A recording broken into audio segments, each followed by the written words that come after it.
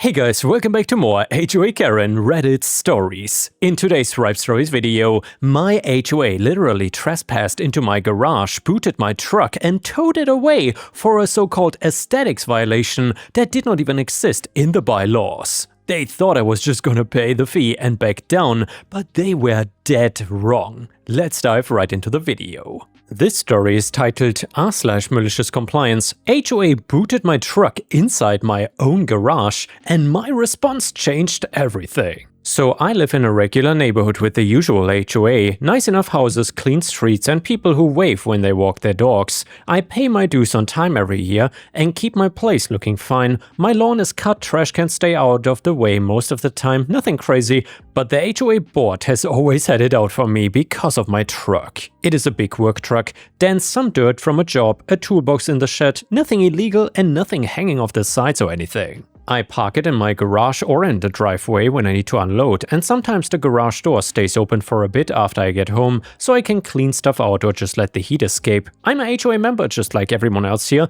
and the bylaws don't ban personal work trucks if they're not commercial vehicles parked on the street overnight or something. Mine isn't, and they just hate how it looks. They call it an eyesore. They have even sent notices about aesthetics and community standards that never really stick because the rules don't actually support them. I keep every notice and my replies in a folder. My wife rolls her eyes every time another one shows up and says they are bored people with too much free time. What they don't know is that a few miles outside of town I own a scrapyard and storage lot. It started small years ago with towing overflow and scrap. Now, it takes impounds and temporary storage when local tow companies get backed up. A couple of the bigger tow businesses in the area use me as a backup lot when their own spots fill up. They drop vehicles, I store them, and they pick them up later, or I handle the scrap side if needed. The HOA has no idea about this because I kept that part of my life separate. There are literally no signs at the house, no business cards left out or anything, just me coming and going in the truck, but they kept poking. One month it was the way the truck sat in the driveway, the next it was dirt on the tires tracking onto the street, always a bit vague, always friendly reminders that felt anything but. I ignored the nonsense and just documented. Neighbors who actually talked to me would shake their heads and say, the board picks favorites. One guy down the street has a boat that sits half the year and never gets a word. My truck gets the heat though, and then it happened. I pulled into the garage one afternoon after a long day at the lot. Door stayed up while I grabbed tools from the bed, went inside for a drink and to say hi to my wife. Came back out maybe 20 minutes later and I froze. There was a boot locked on the front wheel of my truck, right there inside my own garage, door wide open, big yellow clamp thing, sticker with a phone number and some HOA violation code, and I just stood there staring. They had essentially walked onto my property, into my open garage, and locked the boot on my personal vehicle that was legally parked without any sort of warning. I called the number on the sticker, it was some tow company office, and the guy on the phone said the HOA board ordered it for a parking violation and unapproved vehicle. I asked what was the exact bylaw, and he didn't know, just had the order form. I told him the truck was inside my garage on private property and he said take it up with the board. I hung up and went inside and my wife looked at my face and asked what was wrong and I told her. She got mad in that quiet way she usually does. We looked up the bylaws again even though we already knew them. Nothing allowed them to enter private property and boot a vehicle parked in a garage. Nothing said my truck was banned, they simply made it up. I could have called the cops right then and there for trespassing. I could have cut the boot or paid the fee and fought it later, but I sat there thinking. The tow company they used was one I recognized. They sent me overflow storage all the time. My lot is listed as a backup site in their system. If they actually towed the truck, there was a good chance it would end up at my own place, depending on space that day. So I decided to wait. This is my malicious compliance with the situation. They wanted it booted and towed for this fake violation. Fine, I would let the process play out exactly as they ordered. Just essentially letting the paperwork stack up. I left the boot on, didn't even touch it, and drove my wife's car for a bit while I watched everything. The board must have been proud of themselves. One of them walked past my house and actually smirked when he saw the truck still sitting there clamped. I waved, but he looked away, and later the tow truck showed up. Driver knocked on the door, I opened it and he said he had orders from the HOA to remove the vehicle for the violation, and I asked if he needed anything from me. He said no, just that it was getting taken to storage. I nodded and said okay. My wife watched from the window looking like she wanted to say something, but she knew about my plan. I stood on the porch and watched them load up my truck, door of the garage still open. They winched it up, chained it down and drove off. I went inside and waited. An hour later my phone rang. It was the manager from the tow company, one of the regulars I usually deal with. He said they had a truck coming in for overflow storage and wanted to confirm if I had space, and I said sure, send it over. Then I drove out to my lot, and there it was.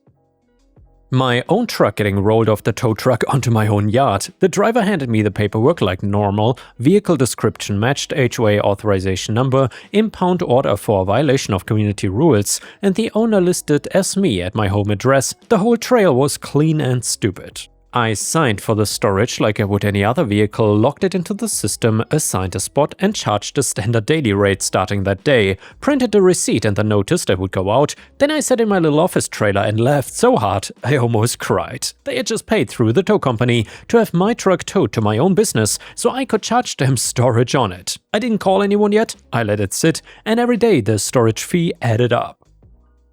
I took photos of the truck in my lot with the date and the paperwork and I copied every form. The tow company sent the usual notice to the address on file, which was my house, saying the vehicle was at the storage facility and fees were accruing. I received that notice, a perfect paper trail of an illegal boot on private property, followed by a tow ordered without proper authority. After about a week of storage fees stacking up, I made my move.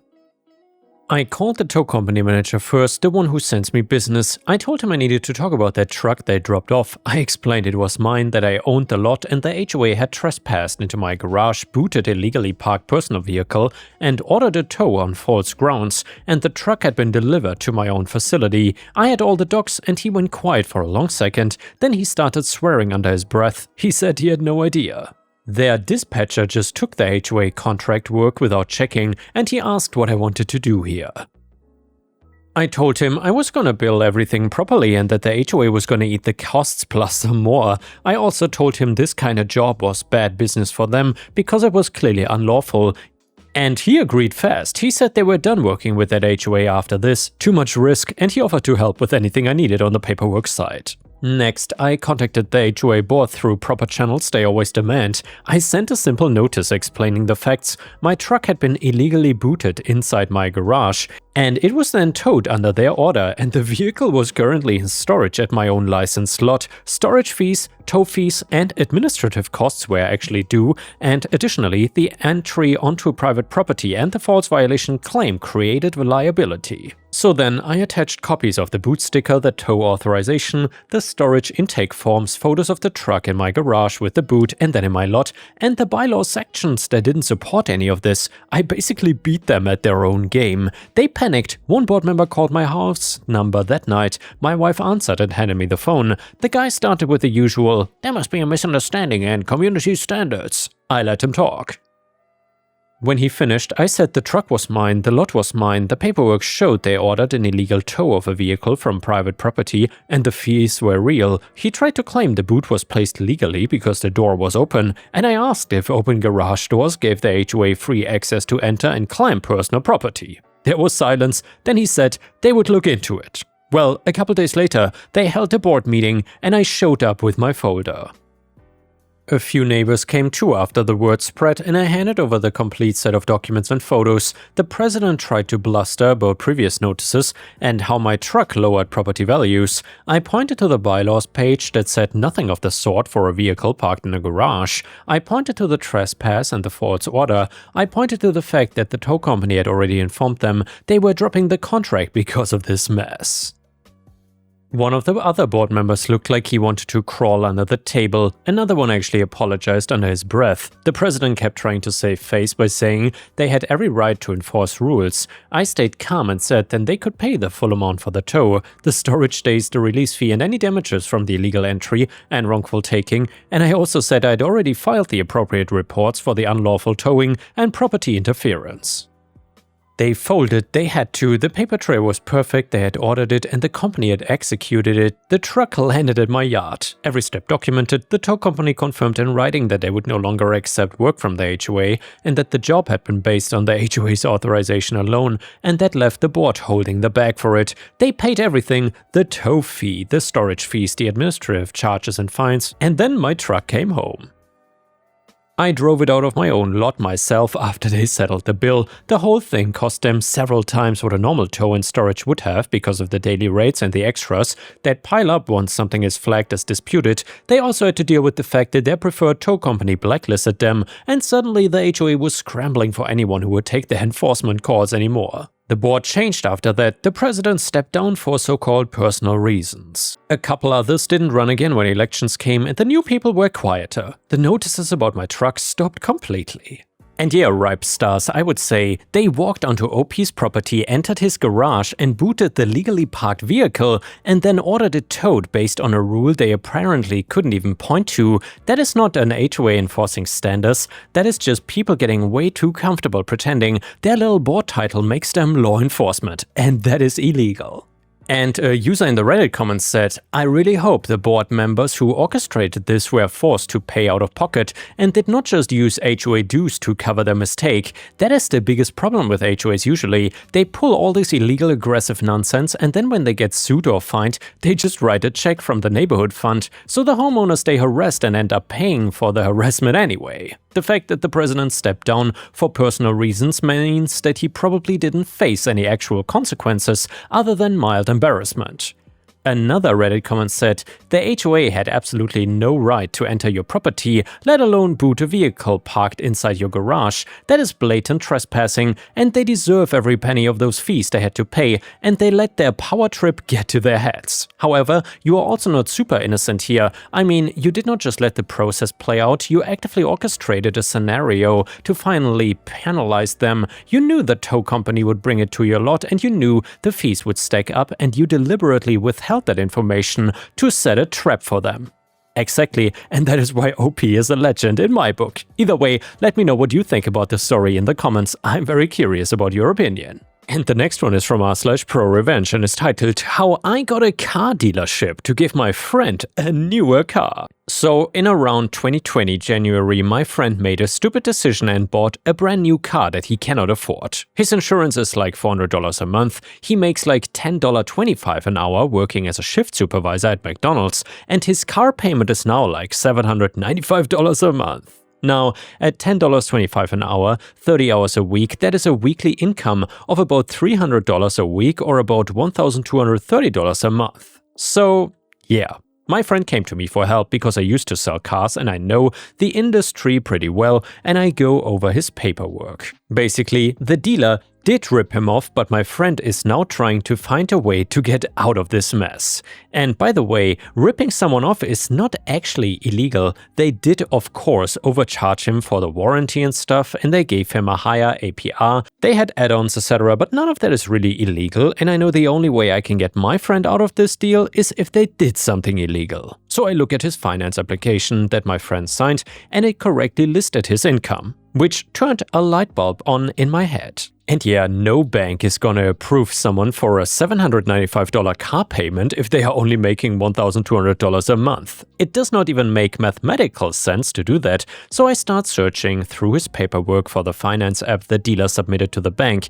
Oftentimes when you submit a financial application at a dealership, the dealership will take the hand-filled out application and reproduce it electronically. This is pretty normal to begin with. However, on the application the dealer submitted to the bank, the dealer said my friend was a GM of the McDonald's and made $70,000. My friend had good credit, so it doesn't appear like the bank asked for proof of income, so I go to the dealership with my friend and tell the sales manager that he's gonna wanna put me in touch with the GM because we are gonna be unwinding my friend's deal and giving his trade-in back. The sales manager thought I was joking, the GM also thought I was joking.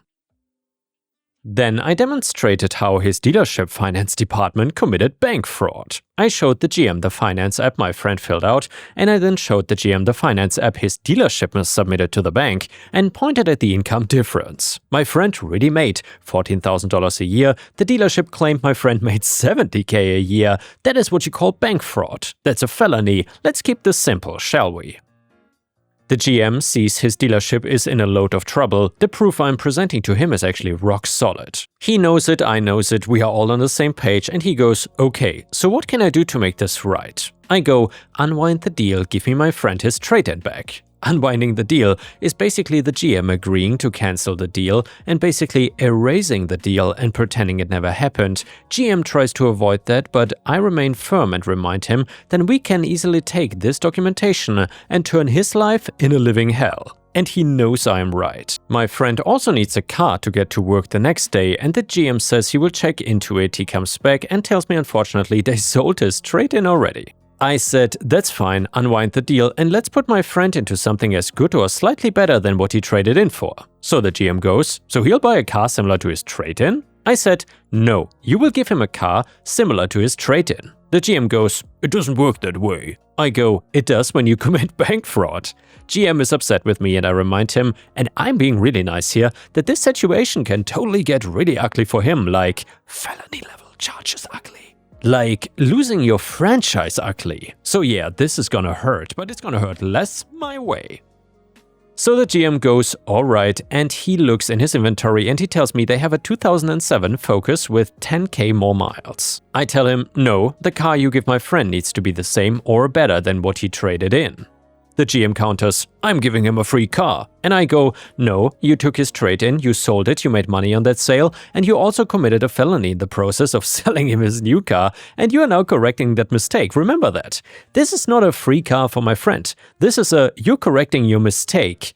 Or OP could say, a get-out-of-jail-free card. GM insists that that's what he's willing to do, and I tell him if he cannot do better, then we will go to a consumer protection attorney and have a conversation with them. My friend didn't want to go this route, but it was our plan B. We get up and the GM says, wait, give me a second. The GM goes, I have a 08 Civic. It has 5,000 more miles, but it's a Civic and not a Focus. Well, I unwind the deal on the new car and put your friend in the Civic at no extra cost. We agreed to this and the GM has the paper drawn up and the old loan on the new car is cancelled. They take in the new car again, but because it's already titled, they'll have to sell it as used. That sucks for them, and they gave my friend a better car than the one he traded in. For people asking why we did not get a lawyer involved from the start, yeah, we could have done that, but courts take a long time and this was a faster way to fix the situation. And the next one is a very satisfying petty revenge story. It is also brand new, and it is titled Teammates Were Annoying, so I made them the best brownies of their life. So for some context, a few years ago, I was grouped with a couple of teammates on a group project, and from the get-go, we were not clicking well. They were the type of people I can only describe as vegetarian idealists. Now, I don't mind that type of person generally, but it got to the point where the entire project took on a decidedly preachy tone and there was hardly any room for a different approach anymore. They were constantly throwing little comments my way that made it clear they thought they were better than me. Like, I could never be okay with having a ham sandwich. And, well, you should have cycled today instead of coming in with your car. This came to a head when they decided they wanted to go visit several farmers to talk about sustainable agriculture. Something I felt was unnecessary and complicated the research for the sake of basically going on a field trip. This would also have taken multiple days out of our already packed schedule. So yeah, I refused to go and I told them I was fine with them going, but that I felt I was already more than pulling my weight here on the project, and I explained that I didn't feel like spending my time on something that ultimately would not really contribute to the project. To their credit, they were very understanding. They left the next week and in total spent around 3 full days of our final week on this. So, because I stayed home, I got stuck with finishing the actual research while their excursions ultimately became little more than a footnote in the final report. And yeah, this didn't sit right with me, but since the end was in sight, I did not feel like making a big deal out of it, so I let it go.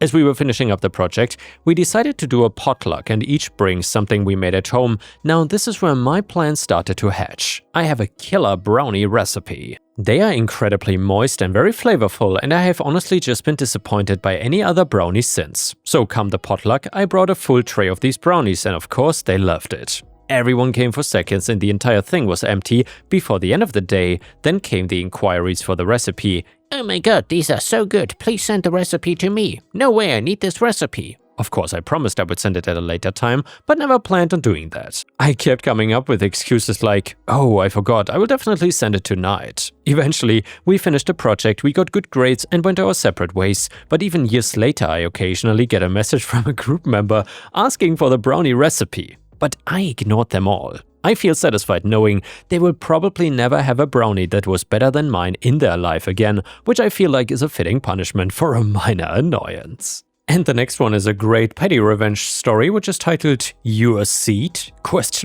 This happened to me back in the early 2000s. I used to travel a lot and always booked an aisle seat. This very large man had the middle seat next to me and he said his travel department messed up and did not give him an aisle. So I needed to switch with him. He was a large man and I'm sure he really did need the aisle more than me. The thing was, he was a true idiot about it. Had he asked nicely, I would have gladly switched with him, but he was blocking the aisle so no one could get past him, so I relented. After I moved, he turned to the crowd behind him and said, "Sorry, I had to wait for this lady to move out of my seat." Your seat? So my revenge, every 10 minutes or so, I made him get up so I could get out of my seat. So I would stand in the aisle just a few rows behind a row. Just as he settled back in, I came back and made him get up to let me back in. After he got a drink, time for me to get up. Just as he opened food he brought with him, time for me to get up. Closed his eyes, time for me to get up. I did this the whole 3.5-hour flight. It was obviously really inconvenient for him because he would have to pick up his things, put the tray up, take off his seatbelt, get out, let me out, then put everything back, and I still smile when I think about that. And yeah guys, thanks for watching. I hope you have an awesome day and I will see you again tomorrow.